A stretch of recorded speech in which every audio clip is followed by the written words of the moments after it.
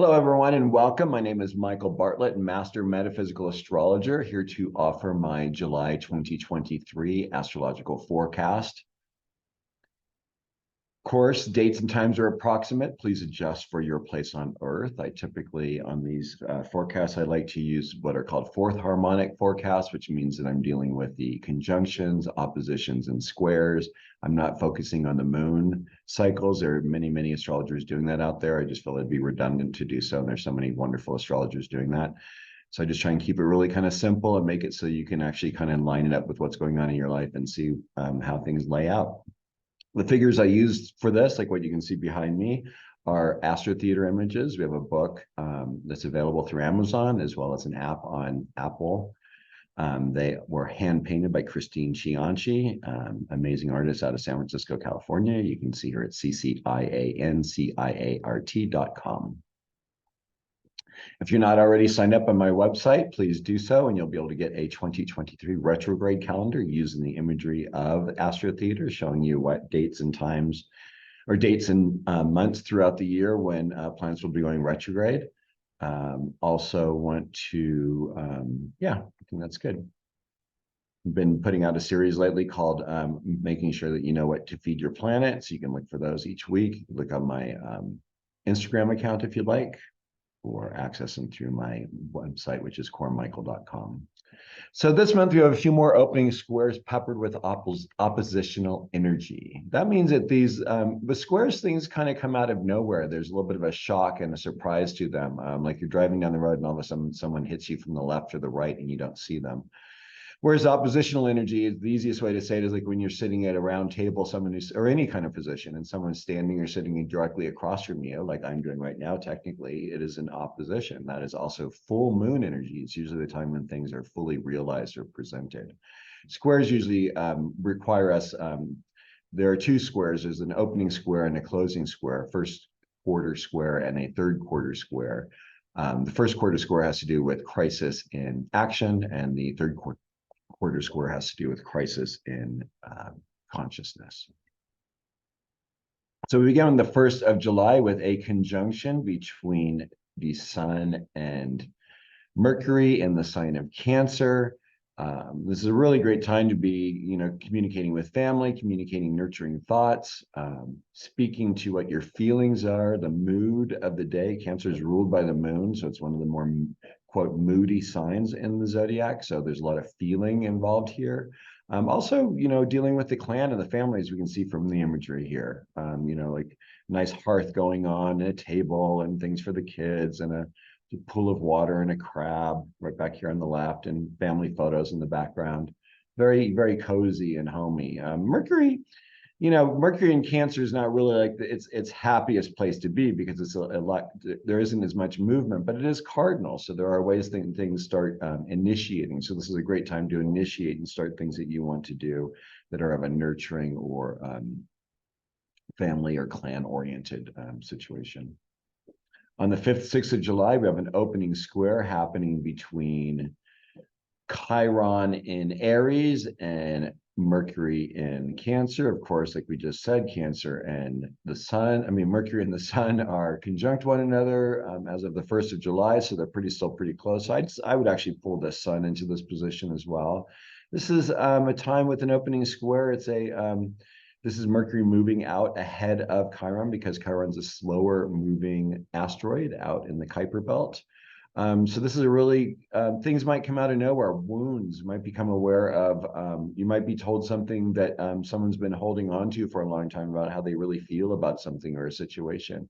Or maybe you're feeling a little more aches and pains than usual, or you realize that you need to maybe do a little more exercise. You need to take a little more care of yourself.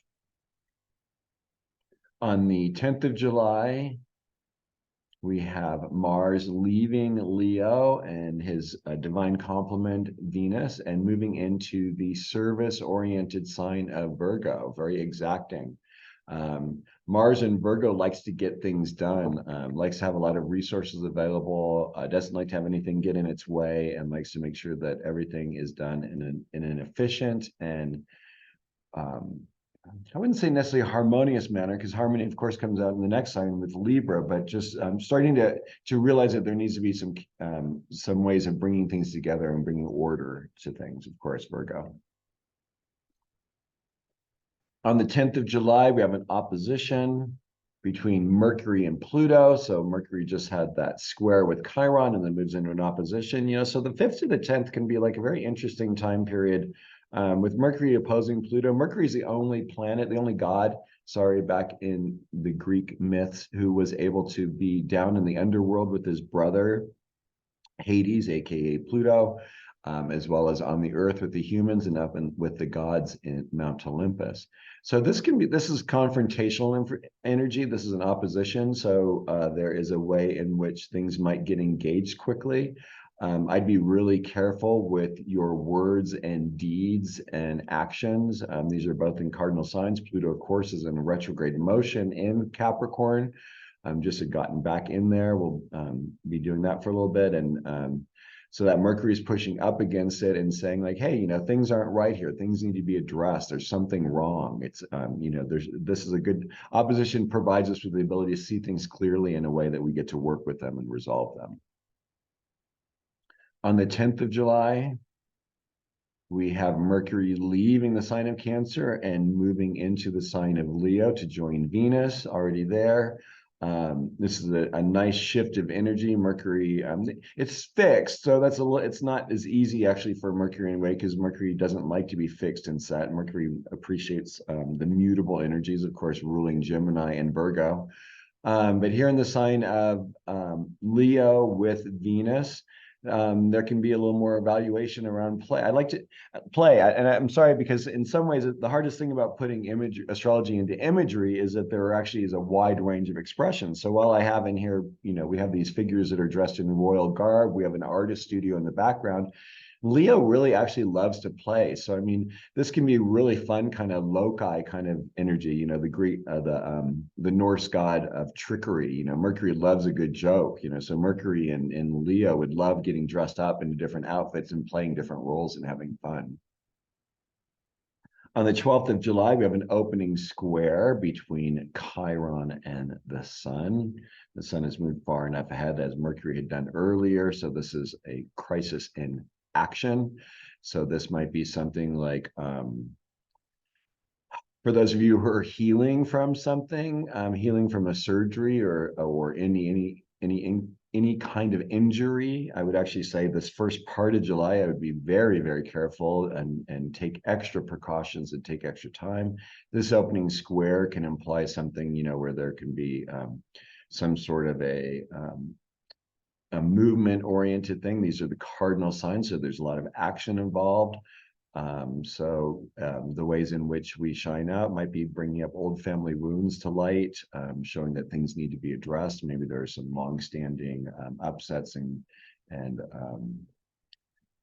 angers and resentments that need to be resolved, and this would be a really good time. They will seemingly come out of nowhere, but what it asks for, what I like about the opening square is I think of it as either 2 steps forward, 1 step back, or 1 step forward and 2 steps back. It's very cautionary. It's really not quite sure. So when you do hear these things, if you do hear things being said by people, it's really good to kind of take it in and make sure that it really has to do with you and isn't really necessary about other people. Because as you may already know, about 90% of the things that come out of people's mouths have nothing to do with you. They really are about the person speaking it. We all live a very subjective life. It's surprising they all get along as well as we do. On the 17th of July, we have an opening square between Jupiter in Taurus and Mercury in Leo, as we just said. So now this is another square. This is creating a T square, of course, between these. I'm sorry. No, it's not. It's creating just the square here with Mercury and Jupiter. So opening square again. So this is a crisis in action. Taurus wants to kind of sit still and have things brought to it. Jupiter really enjoys being indulged in Taurus. It's a very fecund sign, right? It's the height of spring. and Mercury's over here saying, "Hey, come on, let's create something from this. Let's do something. Let's make something. Let's put on a play or something." And Taurus is like, Jupiter and Taurus is like, "Bring me another bottle of wine. Bring me some more grapes. Yeah, I want to have some fun." So we also have the lunar nodes changing. So the lunar nodes, just for those of you who are not aware, are the 2 points where the orbital path of the moon, where the moon crosses the sun's ecliptic and where the sun's yearly path through the zodiac. The ecliptic or ecliptic plane is the orbital plane of Earth around the sun. That's how it appears from our perspective here on Earth, of course. The sun's moving around the celestial sphere over the course of a year, traces the path out along the ecliptic against the background of the stars. And so you can see how that is. So when the nodes change, it's really quite a shift in energy, right? So in this case, we've been in going from Taurus to Scorpio, which are two fixed signs with a lot of, frankly, a fair amount of drama involved in them. And they're going backwards into Aries and Libra, cardinal signs, very action oriented with the Aries part. The sacred pause, of course, when it comes to Libra. The nodes change every 18 months, and for a full cycle, it's about every 18.6 years for us when we have our nodal returns. So this is a change from the fixed signs to the initiating signs. So there's going to be a little bit of a nice shift on that for the 18th of July and going forward. The nodes typically, they go forward for a little bit, but they generally, for the most part, go in a retrograde fashion. On the 20th of July, we have an opposition between Mars and Saturn. Mars wants to get things done. You know, those of us born in the 60s, mid 60s, some of us have this signature, actually 65 to be exact, 64, 65. So this Mars is wanting to get things done, and Saturn is in vacay space, spiritual land of Pisces, and is like, hey, you know what? We're just going to chill here. Neptune's hanging out here. We're going to be, you know, it's father and son. Saturn's the father of Neptune or Poseidon, also the father of Mars or Aries, as we talk about the actual between the Roman and the Greek names. So with that oppositional energy, it's kind of it's kind of like driving a Ferrari with the emergency brake listed, right? You know, there's this kind of push and pull. Mars wants to push and get things done, and Saturn can just really hold down the fort. Saturn in Pisces is not a comfortable or easy position for Saturn. Saturn wants things to be definitive and have boundaries and limits and structures. Pisces doesn't care about any of that. So the closest I can say as an image for Saturn and Pisces is to consider sandcastles on the beach. You know, you spend all that time building and working on them, and then the water comes and they're gone in a moment. And so there's this, it's almost like it's a very spiritual koan in a sense, you know, the fact that we are these spiritual beings living in physical flesh, you know, incarnate, literally meaning in the meat. And I think this oppositional energy, especially between these two signs, earthly Virgo, that's very practical and pragmatic and resourceful and wanting to get things done. And then Pisces, which really allows for and understands what appears to be chaos to other people as being part of the grand flow of life.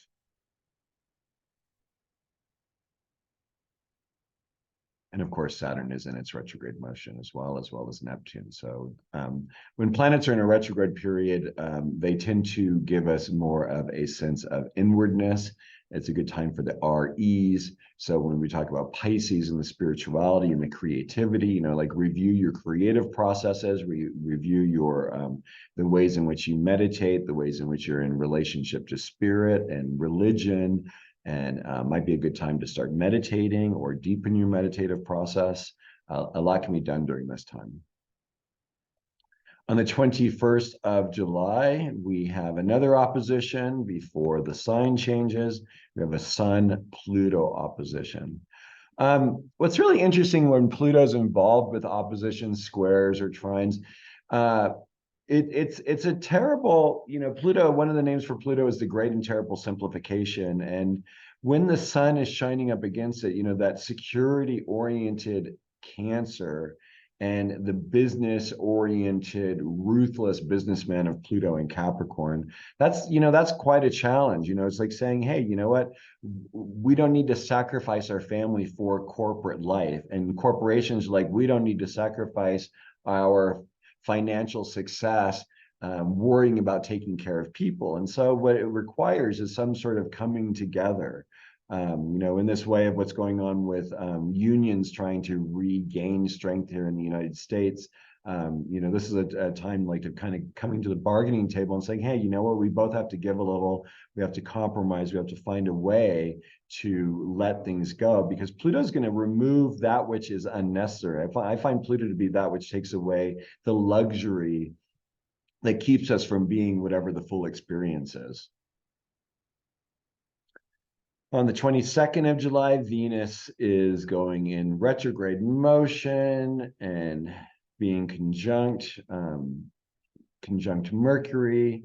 It's a great time to be expressing our values, doing some creative abilities, reviewing our relationships, reviewing, so use the RE word with Venus going retrograde, resting, right? Doing some self-care, getting a massage, getting a mani-pedi, whatever it is that makes you feel good. Or, for those of us who are creative types, it might be just going and getting our sketch boards out and doing some creative stuff that we haven't done for a while, or going into, our studio, our creative studios, where maybe it's gotten a little dusty because we've been too busy doing other things. This is a great time for that.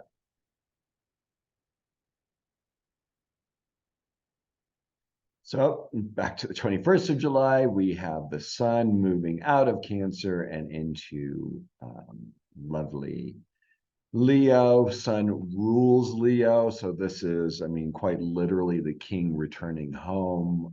He will be here for about 30 days, of course, through August. So this is a good time. It's typical summer thing, right? It's family reunions and getting together and going on trips and going to museums and being creative. Moves out of that.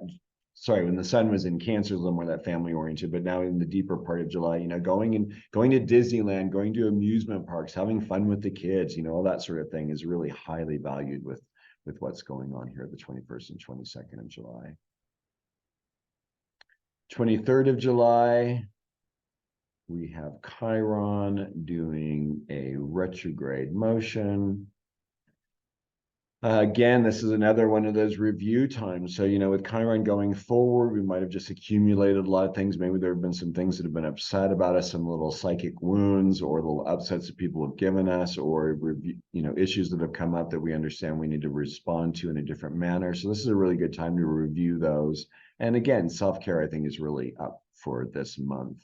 The truth is, if we are not taking good care of ourselves, we're really not worth much. And with the stresses and things that are going on in life these days, self-care is so crucial. So making sure that, if you can afford and do massages, get them.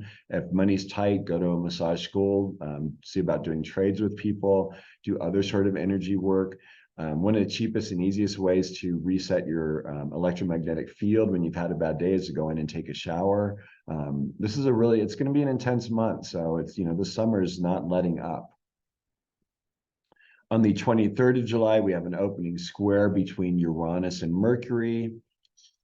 Crisis in action. I typically, when I see Mercury and Uranus in this relationship, or I see Mars and Uranus in a relationship like this, I often think accident.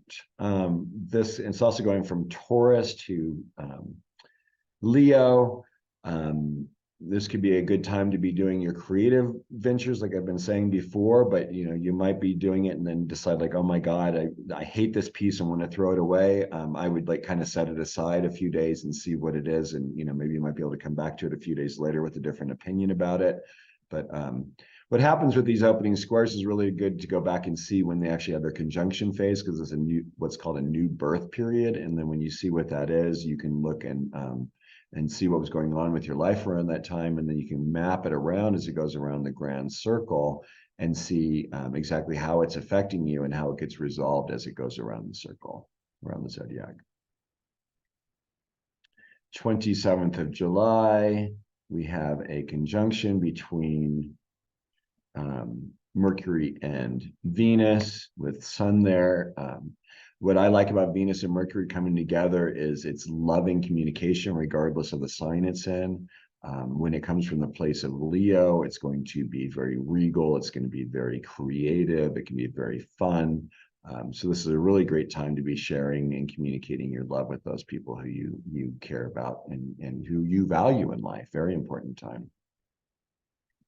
28th of July, we have Mercury going out of Leo and into its rulership of Virgo with Mars. Mercury and Mars are brothers. They get into a lot of trouble when they're together. These are kind of accident kind of energies that can happen as well, because they don't know when to stop when in Virgo. There's just so much to be done, and all they see are the things that need to be taken care of and addressed. So prepare to get a little busier in your orientation on the 28th of July.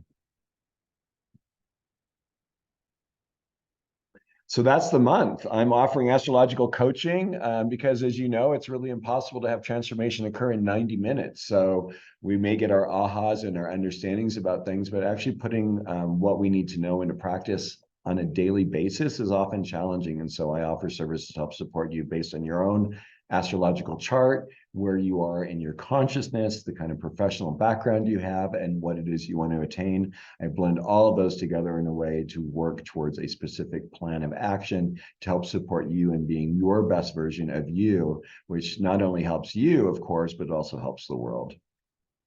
Find out more information at cormichael.com.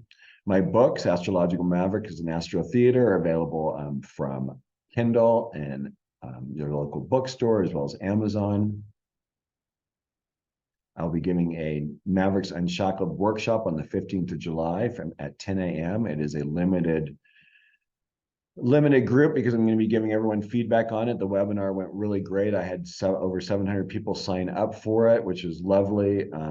Countless people really got a lot out of it. For those of you who have any angular planets, meaning you have planets in the same sign as your ascendant, IC, descendant, or MC, I highly recommend this workshop. Visit keplercollege.org for more information. Thank you so much, and I really appreciate you joining with me today. If you liked what I'm presenting, please hit like, please hit subscribe, share with your friends, and have a wonderful, wonderful summer. Have a great day. Take care.